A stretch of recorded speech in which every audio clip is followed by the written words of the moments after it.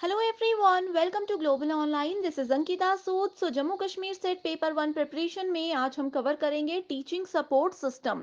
यानी कि अब जब एक टीचर पढ़ा रहे होते हैं तो कौन कौन सी चीज़ें होती हैं जो कि उनको सपोर्ट करती हैं। इसमें से क्वेश्चन एग्जाम में आता है। आप इसको real life situation, classroom situation के साथ अगर रिलेट करोगे तो बहुत इजीली आप इस टॉपिक को समझ जाओगे एंड एग्जाम में करेक्ट आंसर को भी बहुत आसानी से आइडेंटिफाई कर पाओगे। तो इस वीडियो में मैं टीचिंग सपोर्ट सिस्टम की सारी जानकारी आपको देने वाली हूँ। उसके साथ ही मैं आपको ये भी बताऊंगी कि एग्जाम में कैसे क्वेश्चंस इस टॉपिक में से पूछे जा सकते हैं। तो आप सभी स्टूडेंट्स इस वीडियो में भी एंड तक बने रहिएगा। सेशन को स्टार्ट करने से पहले आपको पता होना चाहिए कि जम्मू कश्मीर सेट एग्जाम को क्वालिफाई करने के लिए पेपर वन प्रिपरेशन पर आपको बहुत ध्यान देना है। सो इसमें आपको स्मार्ट प्रिपरेशन कैसे करना है, कैसे आप लोग 75 प्लस स्कोर कर सकते हो, इसके लिए कंप्लीट कोर्स हमने लॉन्च किया है जिसमें आपको फुल सिलेबस वीडियो लेक्चर्स हम प्रोवाइड करवाते हैं। सो एग्जामिनेशन से पहले आपका पूरा सिलेबस कवर करवाने की 100% श्योरिटी मैं देती हूँ। हर एक वीडियो लेक्चर में स्मार्ट ट्रिक्स और शॉर्ट ट्रिक्स के साथ आपको बहुत ही सिंपल और इजी लैंग्वेज में सारे कॉन्सेप्ट्स क्लियर करवा दिए जाएंगे। फुल सिलेबस नोट्स यहाँ पर आपको पीडीएफ के फॉर्मेट में हम प्रोवाइड करवाते हैं जिसको बहुत ही आसानी से आप सभी अपने मोबाइल फोन में भी डाउनलोड करके कभी भी कहीं पर पढ़ सकते हो। फुल सिलेबस मॉक टेस्ट में कंप्लीट 10 यूनिट्स को कवर किया गया है जिसमें से एज इट इज क्वेश्चंस बहुत बार एग्जाम में पूछे जाते हैं। एंड इस मॉक टेस्ट से आपको एक क्लियर आइडिया ये भी हो जाएगा कि किस लेवल के क्वेश्चंस इस पेपर में पूछे जाते हैं। इसके अलावा previous year questions with solution हम आपको देते हैं जिससे आपको ये भी पता चल जाएगा कि काफी सारे क्वेश्चंस एग्जाम में रिपीट होते हैं, कैसे आपने करेक्ट आंसर को आइडेंटिफाई करना है और एग्जाम का क्या लेवल है। इसके अलावा 2000 प्लस एमसीक्यू क्वेश्चन बैंक जिसमें हर एक क्वेश्चन के सॉल्यूशन के साथ आपको डिटेल में एक्सप्लेनेशन भी प्रोवाइड करवाई जाती है। एंड अगर आपके कोई कॉन्सेप्ट क्लियर नहीं है तो 2000 एमसीक्यू पीडीएफ में आपके वो कॉन्सेप्ट भी बिल्कुल क्लियर हो जाएंगे। इस चीज की भी मैं आपको श्योरिटी देती हूँ। सो गिवन व्हाट्सएप नंबर्स पर आप जल्दी से कांटेक्ट कर लीजिए। इसको ज्वाइन करने के लिए सिर्फ आपको एक ही बार फीस देनी है, वो भी सिर्फ 2000 रुपए। जब तक आपका ये एग्जाम नहीं हो जाता तब तक आप इस कोर्स का बेनिफिट उठा सकते हो। सिर्फ एक ही बार ये फीस आपको देनी है। इसके अलावा फ्री वीडियोस चाहते हो, कोर्स की फीस पे करने से पहले एक्सेस चाहते हो तो आप लोग ग्लोबल ऑनलाइन ऐप को डाउनलोड कर लीजिए। ऐप डाउनलोड करने के बाद स्टोर सेक्शन पे आपको सर्च बार में कोर्स का नाम लिखना है। कोर्स का ओवरव्यू आपके सामने आ जाएगा। यहाँ पर आप इसका पूरी जानकारी ले सकते हो। कंटेंट सेक्शन पर क्लिक करोगे तो आपके सामने पेपर वन का कंप्लीट सिलेबस है, मॉक टेस्ट है, 2000 एमसीक्यू पीडीएफ है एंड यहाँ पर आप देख सकते हो यूनिट वाइज फोल्डर्स हैं जिसमें आपको टेस्ट भी मिल जाएंगे, वीडियो लेक्चर्स भी मिल जाएंगे और एक पीडीएफ फाइल मिल जाएगी जिसमें कंप्लीट आपको यहाँ पर नोट्स हम प्रोवाइड करवाते हैं इंग्लिश एंड हिंदी दोनों ही लैंग्वेजेस में। जैसे अगर हम रिसर्च की बात करें, आप देख सकते हो थियरी लेक्चर्स अवेलेबल है, एमसीक्यूज लेक्चर्स अवेलेबल है, नोट्स और टेस्ट सीरीज यहाँ पर हम आपको एग्जाम के लेवल के हिसाब से प्रोवाइड करवाते हैं। सो आज ही गिवन व्हाट्सएप नंबर्स पर जल्दी से कांटेक्ट कीजिए एंड द कोर्स का बेनिफिट उठाइए। इससे पहले आपको ये भी पता होना चाहिए कि ये टीचिंग एप्टीट्यूड पेपर वन में यूनिट नंबर 1 है एंड हमारा आज का टॉपिक है टीचिंग सपोर्ट सिस्टम जिसके की 3 टाइप्स हम डिस्कस करेंगे, ट्रेडिशनल, मॉडर्न एंड आईसीटी। सो बढ़ते हैं अब अपने मेन कंटेंट पे जिसपे कि हम देखने वाले हैं सबसे पहले कि टीचिंग सपोर्ट सिस्टम एग्जैक्टली होता क्या है। So in the realm of the teaching learning process, there is a system that teaches, trains, coaches, guides and instructs teachers on how to maximize academic achievement of students. अब देखो इसके नाम से पता चल रहा है टीचिंग सपोर्ट सिस्टम। यानी कि अब जैसे मैं एक टीचर हूँ, मैं आप लोगों को पढ़ा रही हूँ, यानी कि कौन सा प्रोसेस चल रहा है यहाँ पे, टीचिंग प्रोसेस चल रहा है। तो मेरी टीचिंग को सपोर्ट करने के लिए कौन कौन से सिस्टम्स, कौन कौन सी चीजें मुझे हेल्प कर रही हैं, वो सारी की सारी चीजें आएंगी आज की इस लेक्चर में। तो जनरली अगर हम लोग ऑफलाइन क्लासेस की बात करें, ऑफलाइन क्लासेस में टीचिंग सपोर्ट सिस्टम्स क्या होते हैं।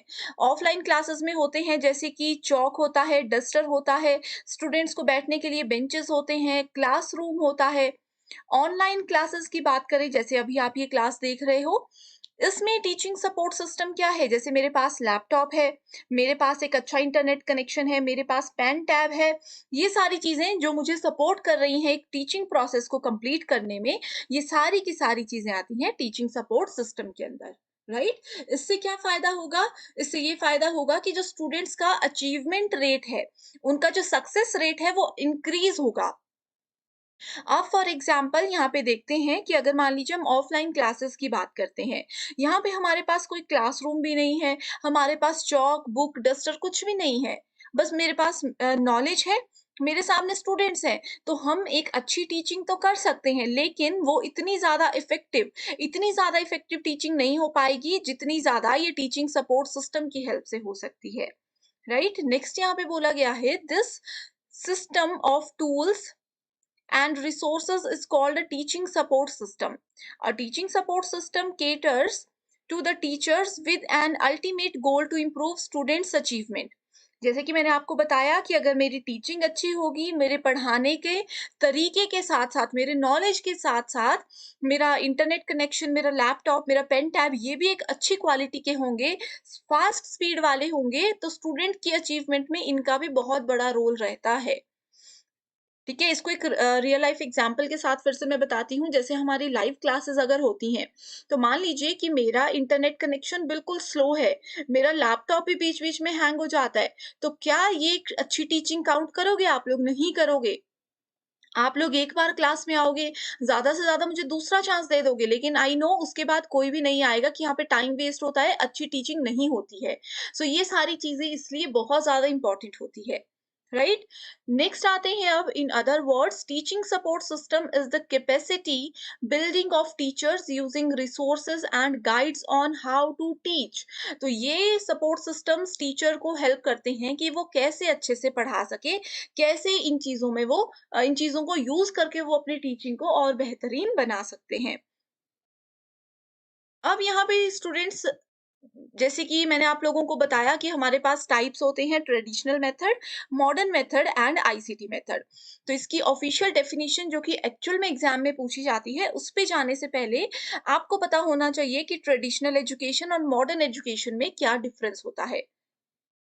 सो traditional education system teacher centred होते हैं, यानी कि इसमें टीचर ही मेजर रोल प्ले करता है। टीचर आएंगे, जो टीचर का मन होगा वो टॉपिक पढ़ाएंगे।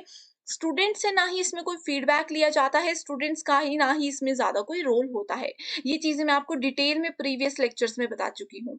लेकिन वहीं अगर हम मॉडर्न एजुकेशन की बात करें, तो ये लर्नर सेंटर्ड होता है, यानी कि इसमें स्टूडेंट भी पूरा पार्टिसिपेट कर सकता है टीचर्स के साथ। ठीक है, अब जैसे मान लीजिए टीचर पढ़ा रहे हैं, मुझे समझ नहीं आ रहा, मैं फिर से टीचर्स को पूछूँगी। मैं उनको ये भी सजेस्ट कर सकती हूँ कि आप एक बार अपना टीचिंग स्टाइल चेंज करके देखिए, किसी और तरीके से पढ़ा करके देखिए, तो ये लर्नर सेंटर्ड होता है।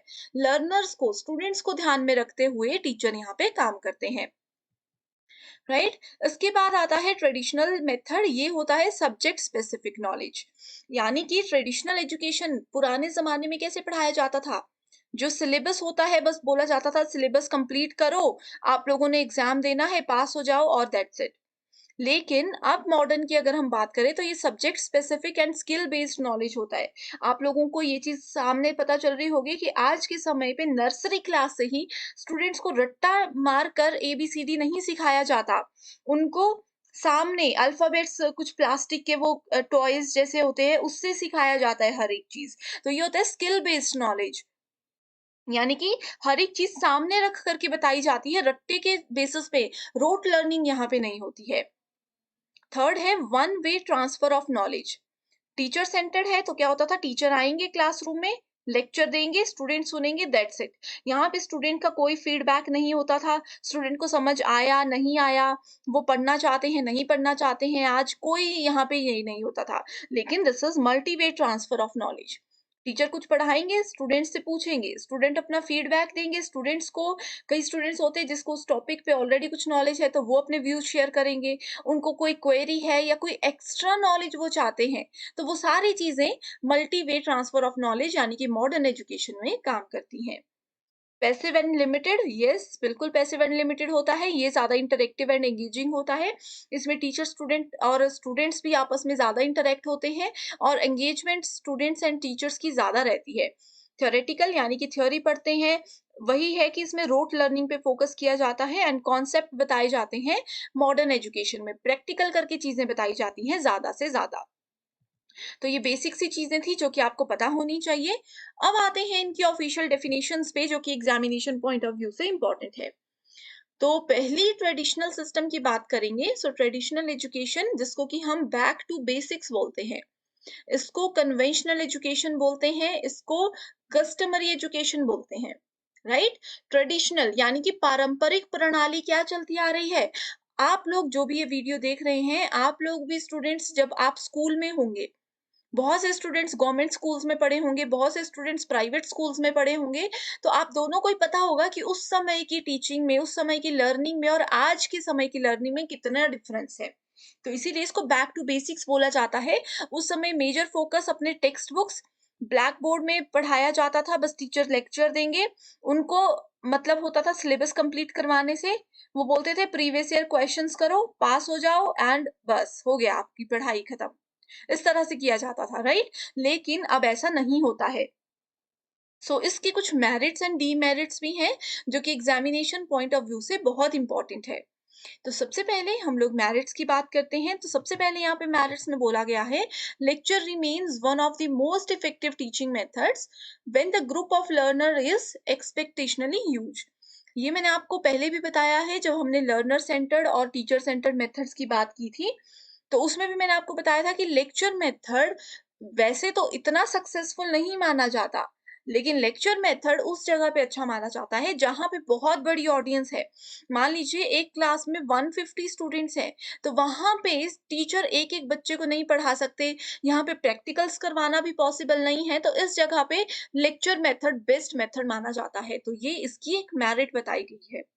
Next है traditional teaching methods are easy to use given any group of learners. They are economic in terms of money as well as time. यानी कि एक एक बच्चे को अलग से पढ़ाने में टाइम भी वेस्ट होता है, मनी भी वेस्ट होती है, तो उसको यहाँ पे इसको एडवांटेज माना गया है। A teacher has a lot of authorities over how the content is delivered and the amount of creativity involved. So यहाँ पे इसमें बोला है टीचर सेंटर्ड होता है, इसका मतलब ये है कि टीचर बहुत ही ज्यादा एक अथॉरिटी के साथ अपनी एक रिस्पॉन्सिबिलिटी मान के चीजों को लेते हैं। तो ये सारी इसमें मेरिट्स बताई गई हैं। अब डीमेरिट्स की बात करें, so there is less involvement of learners. Yes, Hindi में देख सकते हो, शिक्षार्थियों यानी कि स्टूडेंट्स की भागीदारी कम होती है। There is less emphasis on the understanding of the concepts, यानी कि कॉन्सेप्ट्स को क्लियरली यहाँ पे नहीं समझाया जाता था। Weak learners suffer the most as they don't feel motivated. Yes, this point is very very true. जो वीक लर्नर्स होते थे, वो यहाँ पे चुपचाप बैठे रहते थे, ना उनसे कोई फीडबैक मांगा जाता था, ना वो खुद से पार्टिसिपेट कर पाते थे। जो इंटेलिजेंट स्टूडेंट्स है वो फिर भी इस मेथड में काफी आगे तक काम कर सकते थे। Evaluation of learner is based on traditional teaching method can sometimes be faulty. Yes, this statement is very important. Previous year question में एज इट इज पूछी गई थी एंड पूछा गया था कि ये ट्रू है या फॉल्स है। तो उसमें बोला था कि जो लर्नर्स को, जो स्टूडेंट्स को इवेल्युएट किया जाता है, वो ट्रेडिशनल टीचिंग मेथड के बेसिस पे वो फॉल्टी होता है कहीं ना कहीं। इसका क्या मतलब है कि एक स्टूडेंट है, मान लीजिए, ठीक है, एक स्टूडेंट मैथ भी पढ़ता है, एक स्टूडेंट साइंस भी पढ़ता है, एक स्टूडेंट ड्राइंग भी पढ़ता है एंड वो म्यूजिक भी पढ़ता है, फॉर एग्जाम्पल, राइट? अब एक टीचर है जो मैथमेटिक्स के टीचर है, ये बोलेंगे ये स्टूडेंट तो 10 आउट ऑफ 100 लेकर के आता है मैथ में। साइंस वाले टीचर बोलेंगे 20 आउट ऑफ 100 लेकर के आता है, तो ये बोलेंगे ये तो बेकार स्टूडेंट है, ये कुछ नहीं कर सकता। इन टीचर्स ने क्या किया, सिर्फ ये दो सब्जेक्ट्स के बेसिस पे ही इस स्टूडेंट को जज कर दिया, राइट? इस तरह से होता है, जनरल चीज है ये बिल्कुल। उसके बाद वहां पे लेकिन ये स्टूडेंट जो है ये 100 आउट ऑफ 100 ड्राइंग में लेकर आया, 100 आउट ऑफ 100 म्यूजिक में लेकर आया। तो इसका क्या मतलब है कि उन्होंने इसका ये वाला फेस देखा ही नहीं। हो सकता है ये स्टूडेंट इस फील्ड में कुछ अच्छा कर जाए। तो इसीलिए इस ट्रेडिशनल टीचिंग मेथड में इवेल्युएशन जो होता है उसको फॉल्टी माना जाता है। there is less incentive among teachers for reflection and ये जो evaluation वाला टॉपिक है ये थोड़ा सा मैंने बताया, इसको आप लोग बिल्कुल स्टार मार्क कर लीजिए, बहुत इंपॉर्टेंट है। नेक्स्ट वीडियो में इसको डिटेल में हम देखेंगे, ठीक है, सेपरेट टॉपिक है तो इसको अच्छे से समझ लीजिएगा।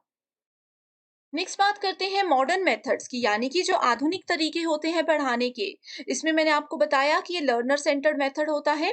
इसमें learning, group discussion, brainstorming, peer assisted learning, ये सारी चीजें इन्वॉल्व होती हैं, है ना? ये सारी की सारी चीजें हमने learner centred method and teacher centred method में डिस्कस किया था।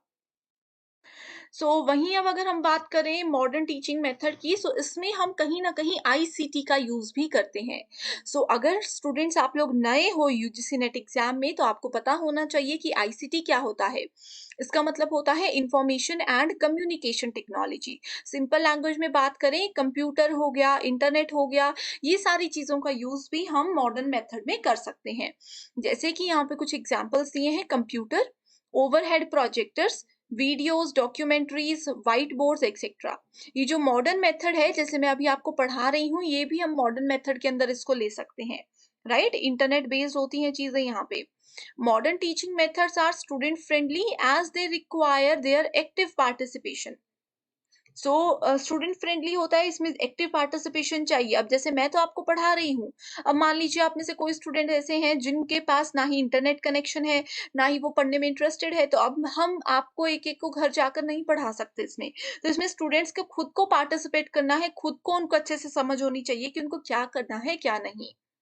Next is modern teaching methods highly dependent on information and communication technology. Information and communication technology जो मैंने आपको बताया, that is ICT, right? ICT UGC net paper 1 में एक separate unit भी है जिसको हम इसके बाद डिस्कस करने वाले हैं। इसके कुछ मेरिट्स हैं, दैट लर्नर सेंटर टेक्निक होती है, more content can be created in lesser time, modern teaching methods are fun and interactive way of learning, right? And there is more scope of using audio video. जैसे कि अभी है documentaries है, YouTube videos आप देख रहे हो, हमारे ऑनलाइन लेक्चर्स आप देख रहे हो, मूक है जो इसका एक पार्ट जो कि हमने प्रीवियस लेक्चर में डिस्कस किया, एजुकेशनल गेम्स है, एजुकेशनल मोबाइल एप्लीकेशंस, ये सारी की सारी चीजें इसी के अंदर आती है। ठीक है? इसके बाद इसके डीमेरिट्स पे आप देख सकते हो, इसमें क्या है, डायनामिक का मतलब होता है चेंजेबल।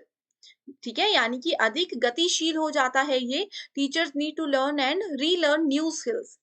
अब ऑनलाइन लर्निंग में कुछ भी मैं आपको सिखा रही हूँ, तो मुझे हमें अपने आप को भी अपडेटेड रखना पड़ता है। उसका क्या रीज़न है? उसका एक बेस्ट रीज़न ये है कि हमें इतने सारे स्टूडेंट्स को अगर पढ़ाना है, ठीक है? तो हमें काफ़ी खुद को अपने सारे स्किल्स को एक्टिवेट रखना पड़ेगा, न्यू स्किल्स हमेशा रखनी पड़ेंगी। There is too much reliance on technology which reduces the authority of the teacher। क्योंकि हम बहुत ज़्यादा इंटरनेट और इन टेक्नोलॉजी पर बेस्ड होते हैं, जिस वजह से टीचर्स जो है अपने अधिकार को कम समझने लग जाते हैं। Huge investment, money, time, efforts, जैसे कि हम वीडियोस बना रहे हैं, बहुत एफर्ट्स करने पड़ते हैं, पहले पीपीटी बनानी पड़ती है, फिर वीडियोस रिकॉर्ड करो, उसको अपलोड करो, उसकी सेटिंग्स करो, ठीक है? स्टूडेंट्स के एंड पे भी यही है, उनको मोबाइल चाहिए, इंटरनेट कनेक्शन चाहिए, सो ये सारी चीज़ें।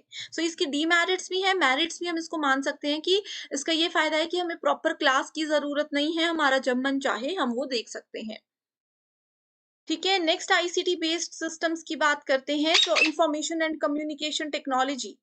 इंफॉर्मेशन एंड कम्युनिकेशन टेक्नोलॉजी होता है आईसीटी का मतलब, जिसमें कि हम कंप्यूटर, मेमोरी, ये सारी चीजें यूज करते हैं to capture, process, store and communicate information. Communicate information का मतलब होता है एक जगह से दूसरी जगह पे इंफॉर्मेशन को शेयर करना, right? So ICT has proven to be vital from the form of teaching in today's scenario। आप सभी को पता है कि आज के समय पे आईसीटी का यूज करके, स्पेशली कोरोना के बाद से आईसीटी को यूज करके ही पढ़ाया जाता है।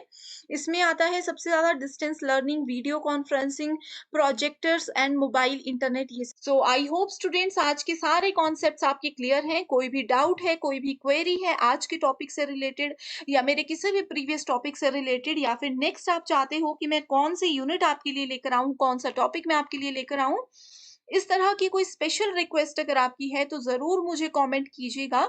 So thank you so much for watching this video and I wish you all the very